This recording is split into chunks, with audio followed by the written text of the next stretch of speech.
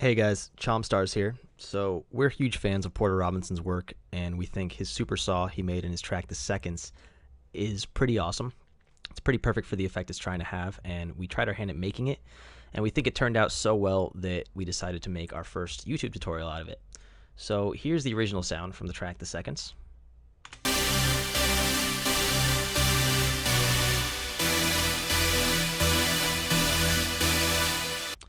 Cool. And here's our version.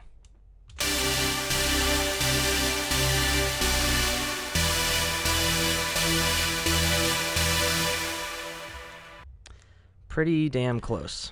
Okay, so let's get started. We're going to get started with the Midi, and this is really important to get right. Actually, I'm going to bring it up here for you so you can see all of it. As you can see, we've got 6 voices. We've got 3 octave bass notes and then chords above that. And you definitely want to make sure you get this voicing right. It's really important for the sound. So just pause the video, copy those down. And you can see the notes are different colors because they are different velocities. And this is also important for this sound. So I'll go through each voice is different. So this bottom voice, we have it velocity 1, very low. Second voice is around 50. Third is around 120. Fourth at 50, fifth at 75, and this top voice is at 100, roughly 100. Okay, so make sure you get that right.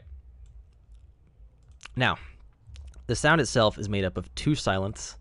One is just a main chord silent, and the other one is just basically the white noise that washes over everything. And we process those individually, and then we bust them into a group and process them together. So first we're going to go over the main chord silent.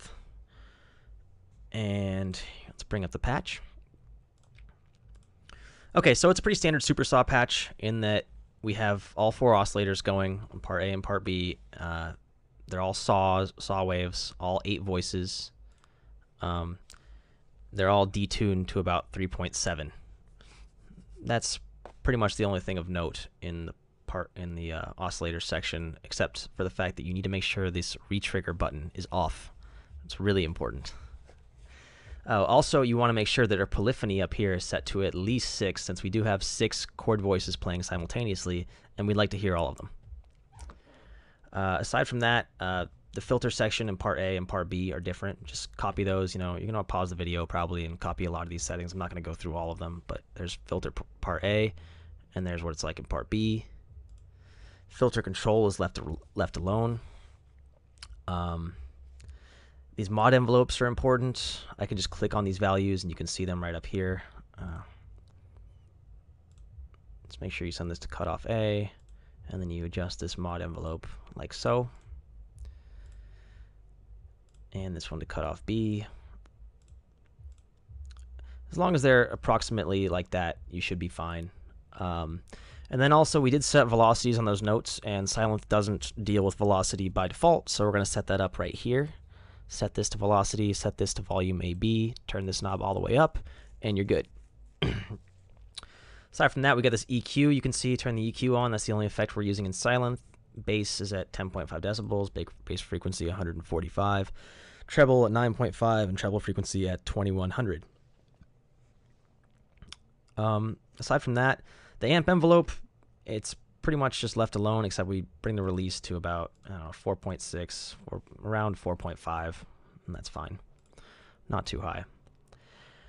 And then finally, we've got this mixer section. We just cranked up mix A and mix B all the way, and then brought down main volume to about 0.7. But as long as it's not clipping over here when you play it, then it should be fine. Anyway, I think that's about it for the patch, so we can hear what that sounds like by itself right now.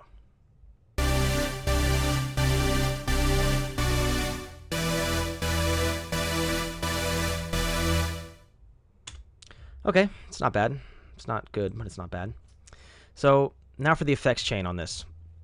First thing we got is a Redux. It's just Ableton's built-in bit crusher. We turn the downsample to about 1.75, put it on soft. Just makes it a little crispier. So if you're not using Ableton, then you can use Camel Crusher. You can use Synalxis TBK too. I know Porter doesn't use Ableton, so he's probably not using Redux. But yeah, just whatever, just apply it to taste. You can hear what it sounds like now and what it adds to the sound.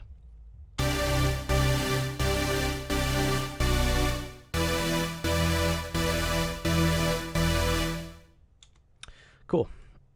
After that, we have these 3 EQs. They're kind of complicated. We want a little OD on them, and they're not perfect. They're not going to be exactly perfect, but this is what we came up with. And you can try copying that, just by eye, or you can do it by ear and try to figure it out yourself. Maybe you can come up with something even better. But yeah, it's not going to be perfect, but it's close. So yeah, I'm not going to go through all the points, but you can see what's going on here and copy that.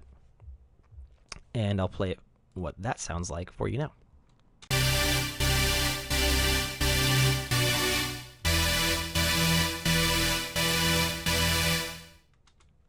Better.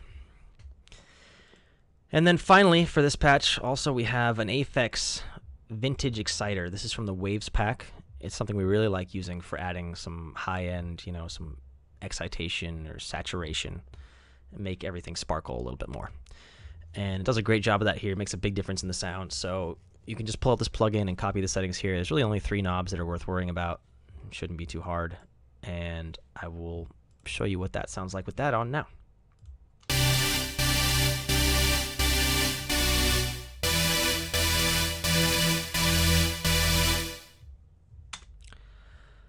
All right, so that about wraps it up for that patch. Now we're going to go on to the white noise patch.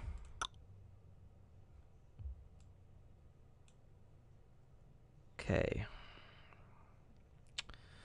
So yeah, this one is very simple. Just got to worry about one oscillator. Make sure it's on white noise wave, obviously. 2 voices, retrigger off, detune to 3.7. I don't even know if that makes a difference.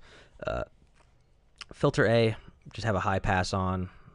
You can see the cutoff here. Filter control set like this.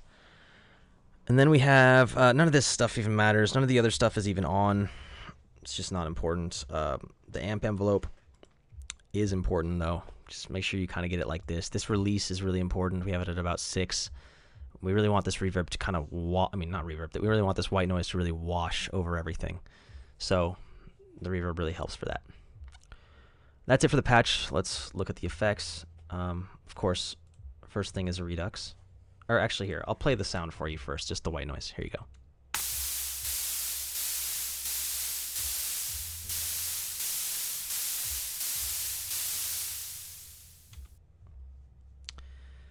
Sounds like white noise. So yeah, now let's turn this Redux on. It's 1.75, soft downsampling again. Here it is with that.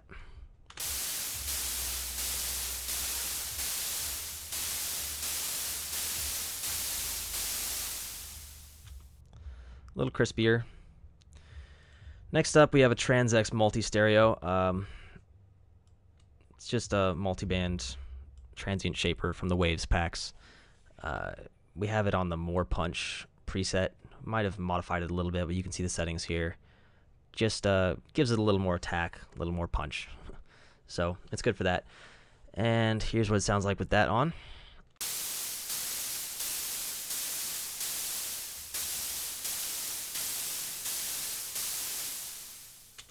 All right, next plugin, another Redux. This one's the downsampling's turned down to about 1.15 soft. And this one makes it a little bit darker and dirtier. So here it is with that on.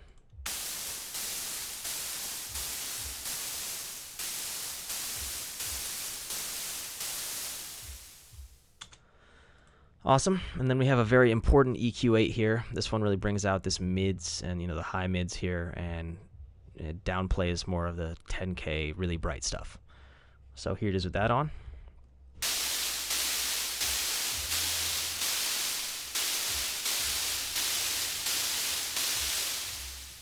There you go, makes a big difference. And then finally, of course, another Aphex Vintage Exciter. This one's not doing too much. The mix doesn't turn up too high on it. You can just copy these settings. And here it is with that on.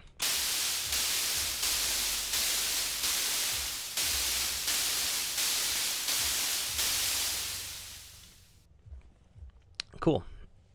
So now that we have the chord patch and the white noise patch all done, we're going to put those into a group together, and you can see how I've mixed them. I've got the chord synth at like -1.2 and the white noise at like -3.4. As long as you have the white noise a little bit quieter than the chords, it should mix into the group fine. If you're not using Ableton, just bust each of their individual channels into one channel and then throw some effects on there. Anyway, here is the group by itself right now with no effects on it.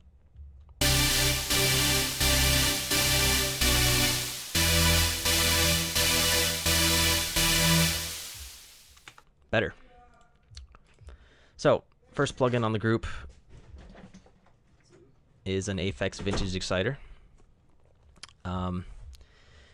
Just you know, copy these settings again, and here's what it sounds like with that on.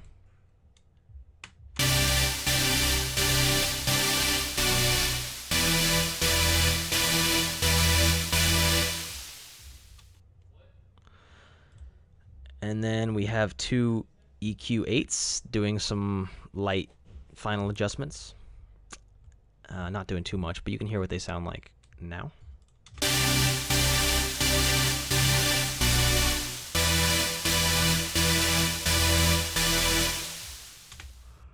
Cool. And then at this point, we thought that his sound had a little more punch to it and more attack to it overall. It really kind of hits you in the face every time those chords drop. So we added an H compressor here and just tweaked these settings like this to give it a little more just smack. So just copy these settings again, and you can hear what it sounds like with that on.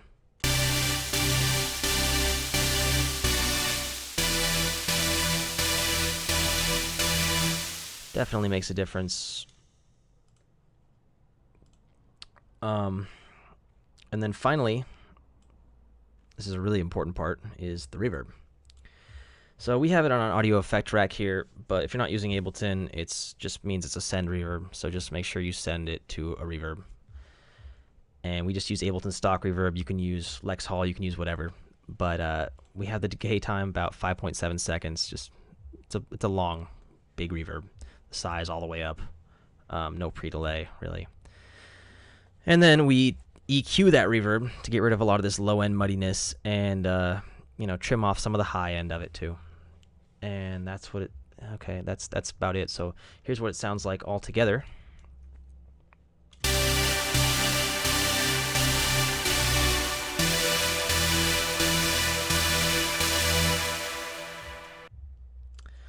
Okay, and just for reference, here's the original sound again.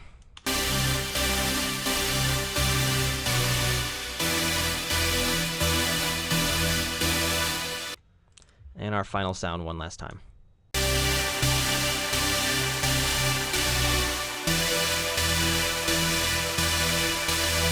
Okay, so that's basically it for this sound. If you have any suggestions for improving our tutorial style, suggestions for how we could have approximated this sound better, for instance, if you are Porter Robinson, or if you just have suggestions for other sounds you want recreated, just let us know in the comments. Thanks.